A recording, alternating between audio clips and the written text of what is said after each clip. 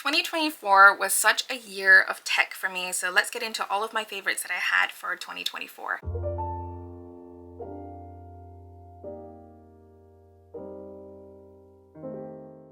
Firstly, I wanted to talk about cameras because I definitely rode the Digicam wave in 2024.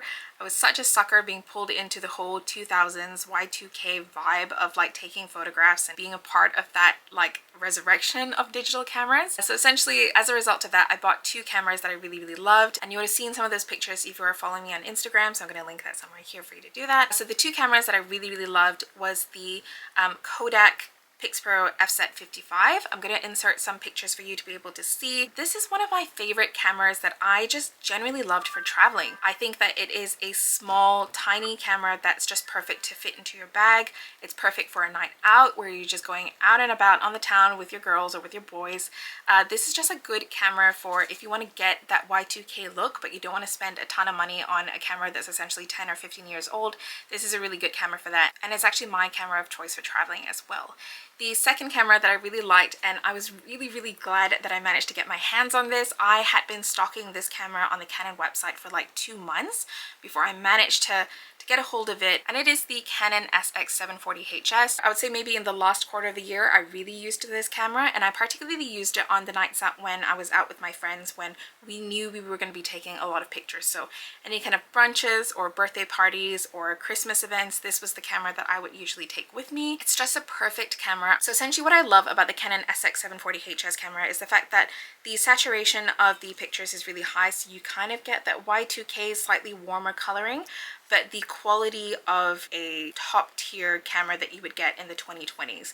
So you get the best of both worlds, of both the coloring but also the quality as well. So this is one of my favorite cameras. It's just fantastic. It is a little bit chunkier as well in comparison to the Kodak Pixpro F-Set55. I will say that if you are happy to just pretty much have a camera that achieves that Y2K look but won't break the bank, definitely go for the F-Set55. But if you are looking for that top tier quality, go for the Canon SX740HS because that's a really good camera, but only if you can get your hands on it. The two other cameras that I wanted to mention were more for the content creation side of things. So obviously I rebooted my YouTube channel in October of last year, and so my two cameras that I like to use for content creation, firstly is the Sony a6400. If you watch any of my videos that I posted since I rebooted my channel, those were primarily shot on the Sony a6400. I think the quality of it is fantastic because the sensor is really big. But the other camera that I really liked, and I think this would be my recommendation if you want to get into content creation but you don't really know if you want to stick around with it and you don't want to spend too much money on it, and that is the Sony ZV-1F, which is actually the camera that I'm using to film right now.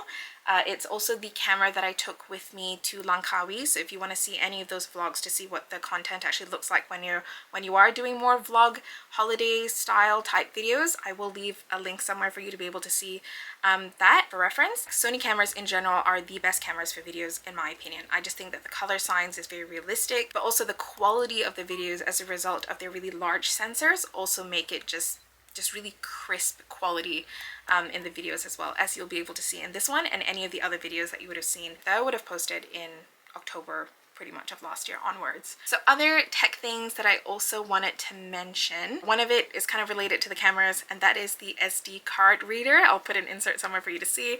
I just think that if you are going on a night out and you want to be able to transfer the photos to your friends pretty much immediately, I think this is fantastic.